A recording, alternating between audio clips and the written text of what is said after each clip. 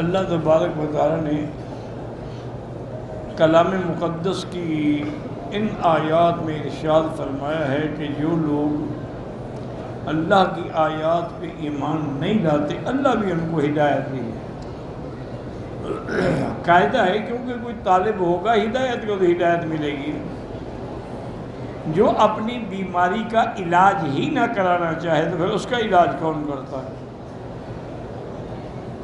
تو ہدایت ان کو ملتی ہے جو ہدایت کے طالب ہیں، ہدایت کی جستجو کرتے ہیں۔ والذین جاہدوا فینا، جنہوں نے ہمارے راستے میں کوشش، لنہدینہم سبلنا، پھر ہم ان کو ہدایت دیتے ہیں۔ لیکن جو ایمان بھی نہیں لے آتے اور کوشش بھی نہیں کرتے تو نتیجہ کیا؟ ان کو ہدایت بھی نہیں ملتی اور ان کے لیے عذاب ہے دردناک۔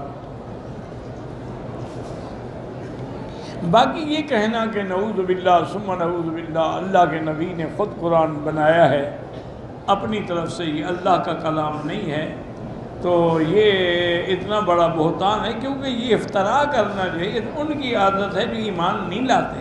اللہ کا پیغمبر تو پاک ہے ان سے۔ وَأُولَئِكَ هُمُ الْكَاذِبُونَ، اور وہی جھوٹے ہیں اپنی اس بات میں کہ اللہ کا قرآن جو ہے وہ اللہ کا کلام نہیں ہے، بلکہ حضور صلی اللہ علیہ وسلم خود اپنی طرف سے بناتے ہیں۔ تو ایک تو ان کا رد آ گیا۔ ایک مسئلہ دوسرا آیا کہ اگر کسی آدمی نے کفر باللہ من بعد ایمان ہی، ایمان کے بعد اس نے اللہ سے کفر کیا، الا من اکرہ، ہاں اگر اس نے کفر کیا ہے بغیر کسی الجا کی، اکراہ کے، وہ تو پکا کافر ہے۔ ہاں جس پر جبر کیا گیا لیکن اس کا دل مطمئن ہے، زبانی کلامی اس نے کہہ دیا جان بچانے کے لیے، تو اس پر کوئی مواخذہ نہیں ہوگا۔ ولیکن من شرح بالکفر صدرا، جس کا کفر پہ دل کھلا ہے وہ تو پھر کافر ہے، ان پر اللہ کا غضب ہے اور عذاب عظیم۔ وجہ یہ ہے کہ ان لوگوں نے استحب الحیات الدنیا علی الآخرہ، انہوں نے دنیا کی زندگی کو آخرت پہ ترجیح دی، دنیا کے حصول کے لیے یہ سب کچھ بھول گئے۔ وَأَنَّ اللَّهَ لَا يَهْدِي الْقَوْمَ الْكَافِرِينَ، اللہ کافروں کو ہدایت نہیں دیتے جو کافر رہنا چاہتے ہیں۔ وجہ کیا ہے کہ أُولَٰئِكَ الَّذِينَ طَبَعَ اللَّهُ عَلَىٰ قُلُوبِهِمْ، یہ وہ لوگ ہیں جن کے دلوں پر بھی بہت لگ گئی، کانوں پر بھی اور آنکھوں پر بھی۔ جب اللہ نے مہریں لگا دی ہیں تو اب ان کی ہدایت کا کوئی راستہ ہی نہیں بچا، اور یہی وہ لوگ ہیں جو غافل ہیں۔ لا جرم انہم فی الآخرۃ، اور اس میں کوئی شبہ نہیں ہے کہ آخرت کے اندر بھی یہی لوگ ہیں جو گھاٹے والے ہوں گے۔ اب مسئلہ یہ ہے کہ اگر کسی پر اکراہ کیا جائے، جبر کیا جائے کہ بھی تم کلمہ کفر کہو، اب اس کی دو کیفیتیں، یا تو وہ بالکل اپنے ایمان پہ جمع رہا، اس نے کہا میں نہیں کہتا، جیسے کہ حضرت خبیب رضی اللہ تعالی عنہ کو ظالموں نے ہر ظلم و ستم کیا، پھانسی پہ لٹکایا، لیکن انہوں نے کفر کا اعتراف نہیں کیا، اپنے ایمان پہ قائم رہے۔ اسی طرح ایک اور شخص تھے حبیب ابن زید الانصاری، وہ مسیلمہ ابن الکذاب کے لوگوں نے اس کو قید کیا، گرفتار کیا اور مسیلمہ کے پیش کیا۔ اس نے پوچھا کہ تم حضور کے بارے میں کیا عقیدہ رکھتے ہو؟ اس نے کہا رسول اللہ، وہ اللہ کے رسول ہیں۔ انہوں نے کہا جب میرے بارے میں تمہارا کیا عقیدہ؟ اس نے کہا میں سن نہیں رہا، میں بات سنتا ہی نہیں۔ انہوں نے پھر کہا کہ اللہ کے نبی کے بارے میں تمہارا کیا عقیدہ ہے؟ انہوں نے کہا اللہ کے رسول ہے۔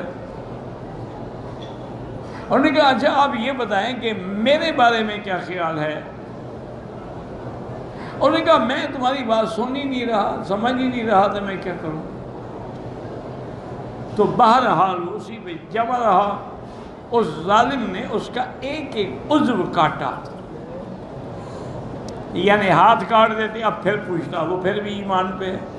پھر اس کے بازو کاٹ دیتے، پھر پاؤں کاٹ دیتے، ایک ایک عضو کاٹتے گئے، لیکن اس نے کہا کہ نہیں، اشہد ان محمد رسول اللہ۔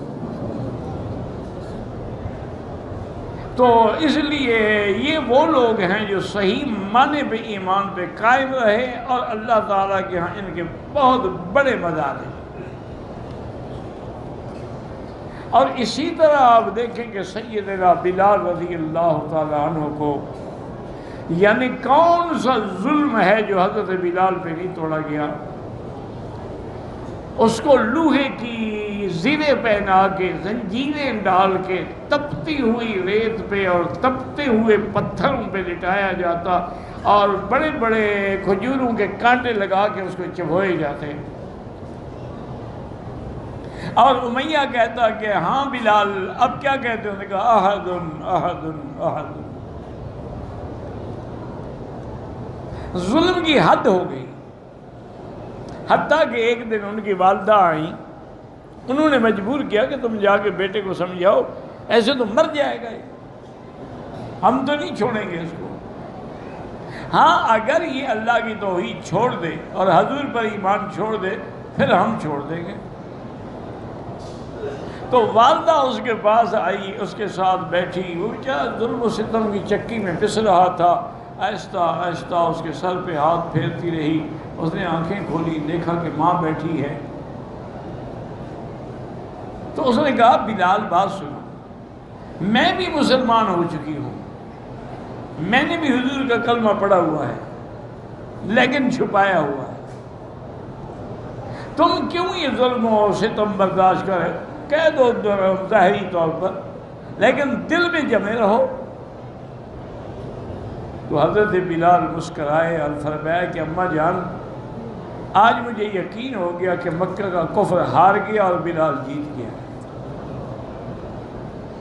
اس نے کہا کیا کہہ رہے ہو؟ اس نے کہا اگر کافروں میں طاقت ہوتی تو یہ سفارشی بنا کے بھیجتے۔ معنی یہ ہے کہ اب ظلم تھک چکا ہے، لیکن بلال نہیں تھکا۔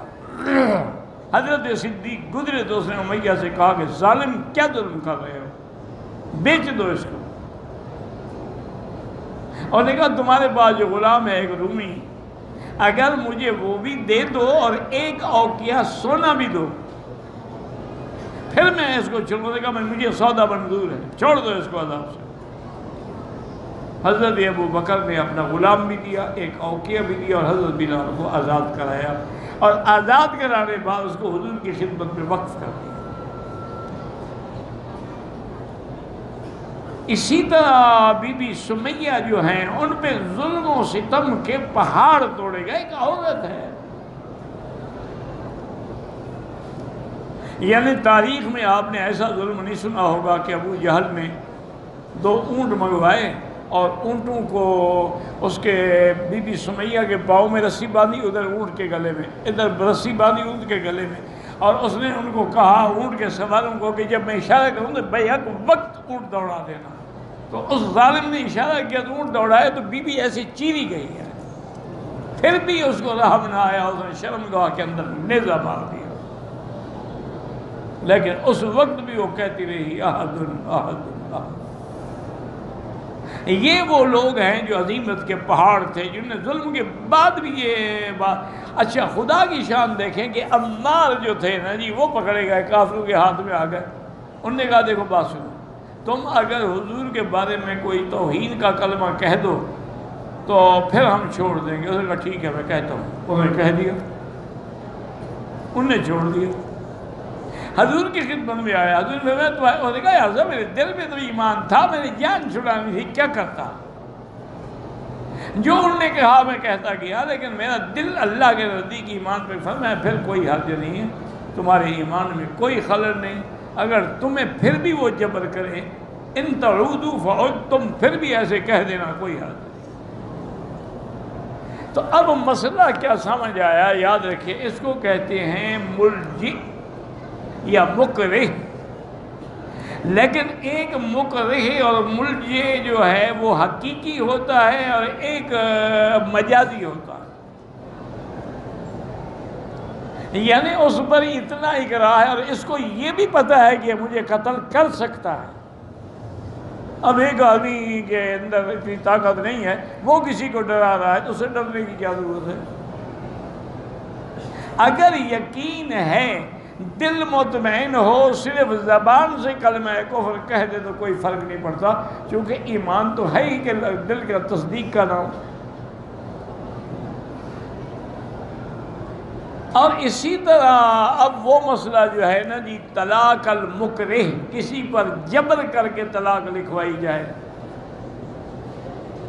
کیا وہ طلاق ہوگی یا نہیں ہوگی؟ بعض ائمہ کرام تو فرماتے ہیں کہ اگر اس پر جبر، یعنی نعوذ باللہ بندوق لے کے کھڑے ہو گئے، تلوار گردن پہ رکھ لی، پھر اس سے طلاق لکھوا لی تو اس طلاق کا اعتبار نہیں ہے، یعنی طلاق المکرہ جو ہے وہ قابل قبول نہیں ہے۔ لیکن امام ابو حنیفہ رحمۃ اللہ علیہ اور اسی طرح اور امام نافع اور امام سفیان وہ کہتے ہیں کہ نہیں، مکرہ کی طلاق بھی ہو جاتی ہے۔ انہوں نے کہا اس کی وجہ یہ ہے کہ حدیث پاک میں ہے کہ ثلاث جدہن جد وحضرہن جد النکاح والطلاق والعتاق، تین چیزیں ہیں جن کی حقیقت بھی حقیقت ہے، مذاق بھی حقیقت ہے۔ تو اس نے لفظ طلاق تو ادا کیا ہے نا، چاہے مکرہ ہے یا نہیں ہے، اس لیے طلاق ہو جائے۔ لیکن ویسے بھی بہرحال احتیاط کیا کریں، یہ طلاق کا مسئلہ جو ہے بڑا شدید ہے، حتیٰ کہ بعض اوقات مثلا جیسے ایک دفعہ میں نے اخبار میں بھی پڑھا تھا، پاکستان میں کوئی ڈرامہ تھا یا فلم تھی یا کیا تھی، وہ اصل میں حقیقت وہ میاں بیوی تھے جو کام کر رہے تھے۔ اس کہانی کے دور میں اس نے کہا کہ میں تمہیں طلاق دیتا ہوں، 3 طلاق دیتا ہوں۔ اب ڈرامے کے بعد جب علماء سے پوچھا، انہوں نے کہا طلاق ہو گئی۔ انہوں نے کہا حضرت تمہاری بیوی میں مذاق کر رہا تھا، فلم تھی، ڈرامہ تھا، کوئی حقیقت تو نہیں تھی۔ انہوں نے کہا حقیقت ہو یا نہ ہو طلاق ہو۔ خیر بعض لوگوں نے شاید اس سے کہا کہ نہیں ہوئی، لیکن حقیقت یہی ہے کہ طلاق ہو گئی، کیونکہ جب حضور نے فرما دیا کہ جس کی مذاق بھی حقیقت ہے، چلو وہ مذاق بنا رہا تھا پھر بھی تو ہو گئی۔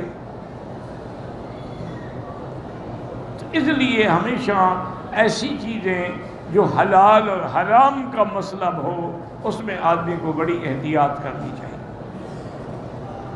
دیکھو نا جی، طلاق ہو گئی، پھر وہ ملتے رہے، وہ تو زنا کر رہے ہیں، آگے جو اولاد پیدا ہوگی ولد الزنا ہے، تو ایسی بے وقوفی کا کیا فائدہ؟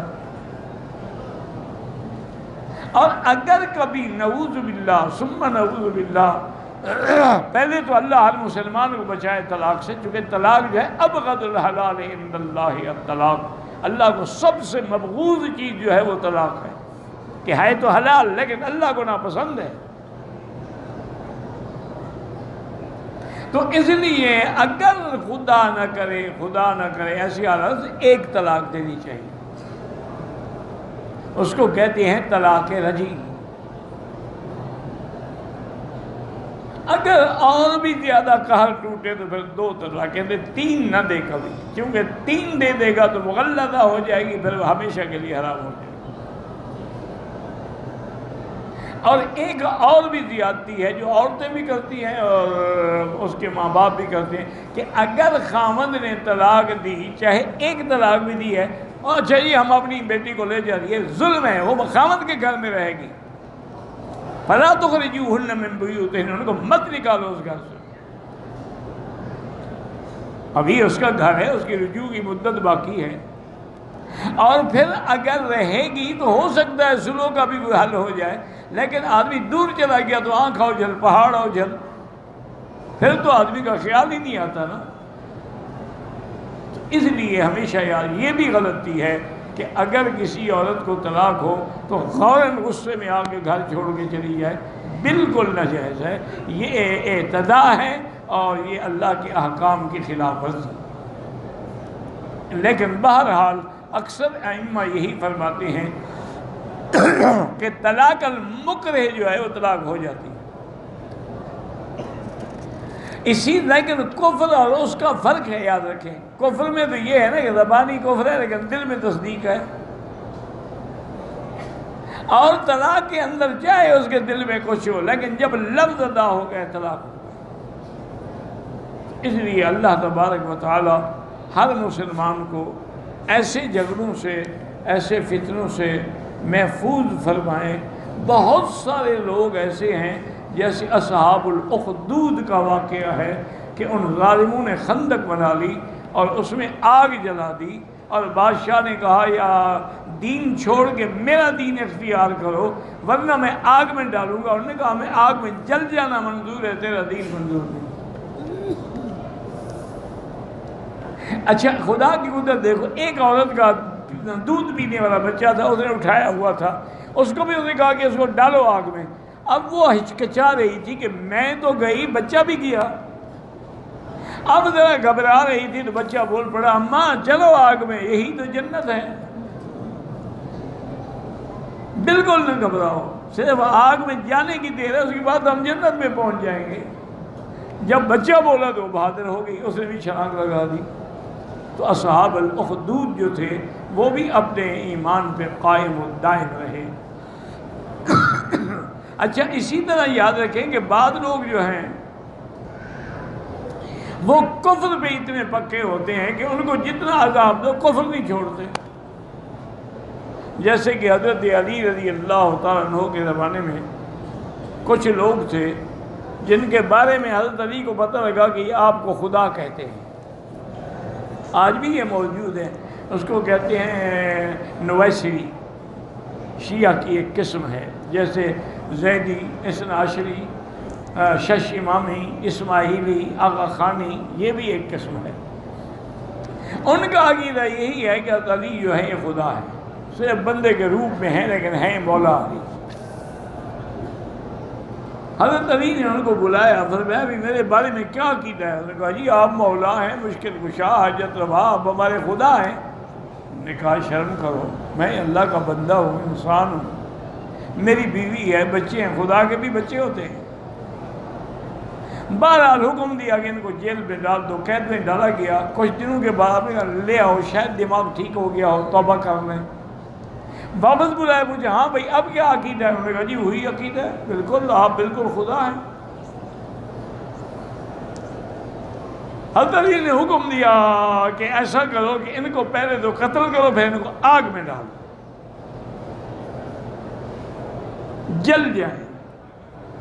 جب جلنے لگے پھر بلایا، کہا بھائی ہاں اب کیا عقیدہ؟ انہوں نے کہا اب ڈر گئے ہوں۔ انہوں نے کہا اب کیا عقیدہ؟ انہوں نے کہا جی آج تو پکا یقین ہو گیا، چونکہ آگ کا عذاب تو خدا دیتا ہے نا، آپ نے جب ہمارے لیے آگ تجویز کی ہے تو آپ خدا ہوئے نا۔ تو ایسے لوگ بھی دنیا کے اندر ہیں جو اپنے کفر پہ قائم رہتے ہیں، لاکھ ان کے لیے تشدد ہو، کچھ ہو، لیکن بہرحال اللہ تبارک و تعالی ہر مسلمان کو شرک سے اور کفر سے بچائے اور ایمان پہ قائم و دائم رکھے۔ واللہ اعلم۔